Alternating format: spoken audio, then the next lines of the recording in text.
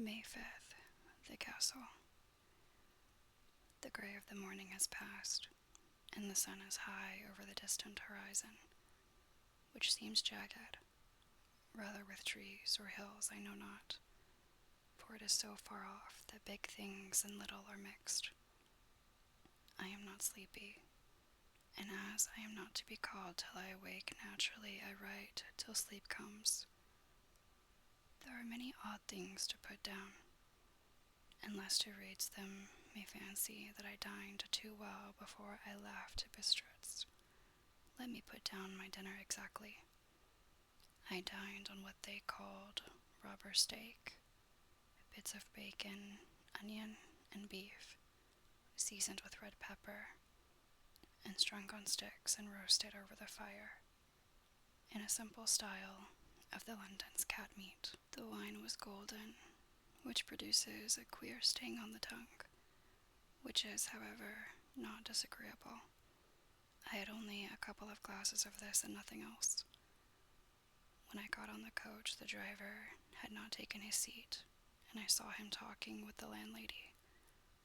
They were evidently talking of me, for every now and then they looked at me, and some of the people who were sitting on the bench outside the door, which they call by a name meaning word bearer, came and listened, and then looked at me, most of them pityingly.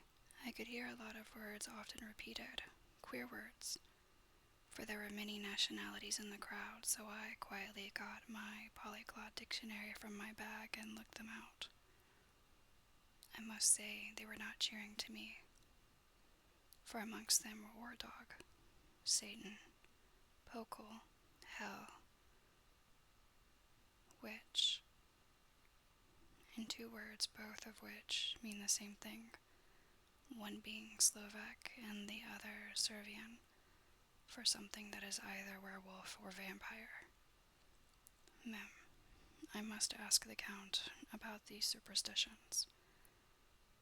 When we started, the crowd around the inn door, which had by this time swelled to a considerable size, all made the sign of the cross and pointed 2 fingers towards me. With some difficulty, I got a fellow passenger to tell me what they meant. He would not answer at first, but on learning that I was English, he explained that it was a charm or guard against the evil eye. This was not very pleasant for me, just starting for an unknown place to meet an unknown man. But everyone seemed so kind-hearted and so sorrowful, and so sympathetic that I could not but be touched. I shall never forget the last glimpse which I had of the inn yard and its crowd of picturesque figures, all crossing themselves as they stood round the wide archway, with its background of rich foliage of oleander and orange trees and green tubs clustered in the center of the yard. Then our driver, whose wide linen drawers covered the whole front of the box seat, Gatsa, they call them, cracked his big whip over his 4 small horses which ran abreast, and we set off on our journey. I soon lost sight and recollection of ghostly fears and the beauty of the scene as we drove along, although had I known the language, or rather languages, which my fellow passengers were speaking, I might not have been able to throw them off so easily. Before us lay a green sloping land full of forests and woods, with here and there steep hills crowned with clumps of trees or with farmhouses. The blank gable end of the road. There was everywhere a bewildering mass of fruit blossom, apple, plum, pear, cherry, and as we drove by I could see the green grass under the trees spangled with the fallen petals. In and out amongst these green hills of what they call here the Middle Land ran the road, losing itself as it swept round the grassy curve or was shut out by the straggling ends of pine woods, which here and there ran down the hillsides like tongues of flame. The road was rugged, but still we seemed to fly over it with a feverish haste. I could not understand then what the haste meant, but the driver was evidently bent on losing no time in reaching Borgo Pront.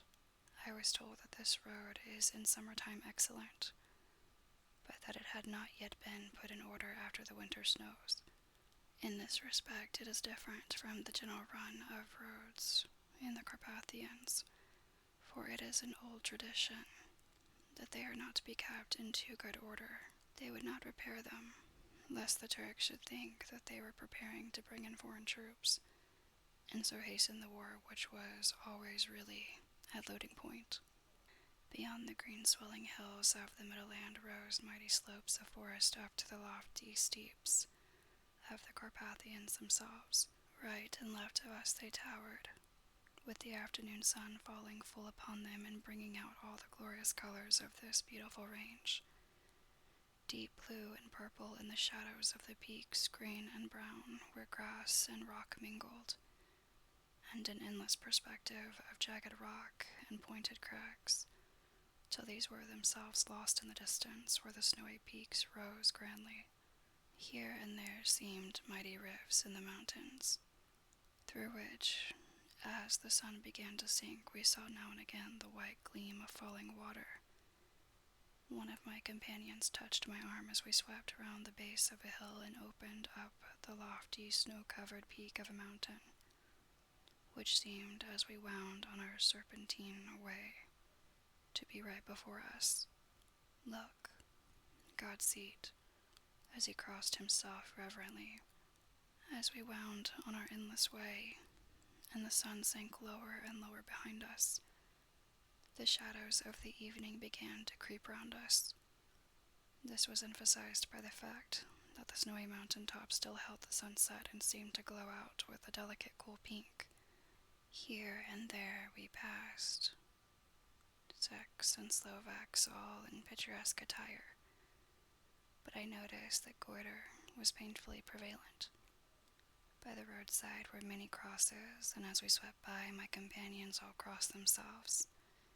Here and there was a peasant man or woman kneeling before a shrine who did not even turn round as we approached, but seemed in the self-surrender of devotion to have neither eyes nor ears for the outer world. There were many things new to me, for instance, hayricks in the trees, and here and there very beautiful masses of weeping birch, their white stems shining like silver through the delicate green of the leaves. Now and again we passed a wagon, the ordinary peasant's cart, with its long, snake-like vertebrae calculated to soothe the inequalities of the road. Of this were sure to be seated quite a group of homecoming peasants, the Czechs with their white and the Slovaks with their colored sheepskins, the latter carrying lance fashion, their long staves, with axe at end. As the evening fell, it began to get very cold, and the growing twilight seemed to merge into one dark mistiness, the gloom of the trees, oak, beech, and pine. Though in the valleys which ran deep between the spurs of the hills, as we ascended through the pass, the dark firs stood out here and there against the background of late-lying snow. Sometimes, as the road was cut through the pine woods that seemed in the darkness to be closing down upon us, great masses of grayness, which here and there bestrewed the trees, produced a weird and solemn effect, which carried on the thoughts and grim fancies engendered earlier in the evening, when the falling sunset threw into strange relief the ghost-like clouds which amongst the Carpathians seemed to wind ceaselessly through the valleys. Sometimes the hills were so steep that despite our driver's haste, the horses could only go slowly. I wished to get down and walk up them, as we do at home, but the driver would not hear of it. "No, no," he said, "you must not walk here. The dogs are too fierce." And then he added, with what he evidently meant for grim pleasantry, for he looked round to catch the approving smile of the rest, "And you may have enough of such matters before you go to sleep." The only stop he would make was a moment's pause to light his lamps. When it grew dark, there seemed to be some excitement amongst the passengers, and they kept speaking to him one after the other, as though urging him to further speed. He lashed the horses unmercifully with his long whip, and with wild cries of encouragement urged them on to further exertions. Then through the darkness I could see a sort of patch of gray light ahead of us, as though there were a cleft in the hills. The excitement of the passengers grew greater. The crazy coach rocked on its great leather springs and swayed like a boat tossed on a stormy sea. I had to hold on. The road grew more level, and we appeared to fly along. Then the mountain seemed to come nearer to us on each side, and to frown down upon us. We were entering on the Borgo Pass. One by one, several of the passengers offered me gifts, which they pressed upon me with an earnestness which would take no denial.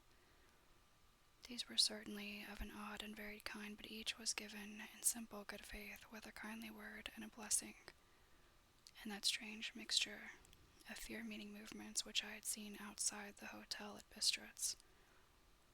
The sign of the cross and the guard against the evil eye.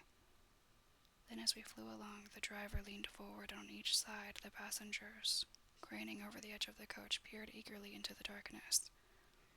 It was evident that something very exciting was either happening or expected, but though I asked each passenger, no one would give me the slightest explanation. This state of excitement kept on for some little time, and at last we saw before us the pass opening out on the eastern side. There were dark rolling clouds overhead, and in the air the heavy, oppressive sense of thunder. It seemed as though the mountain range had separated two atmospheres, and that now we had got into the thunderous one. I was now myself looking out for the conveyance which was to take me to the Count. Each moment I expected to see the glare of lamps through the blackness, but all was dark. The only light was the flickering rays of our own lamps, in which the steam from our hard-driven horses rose in a white cloud.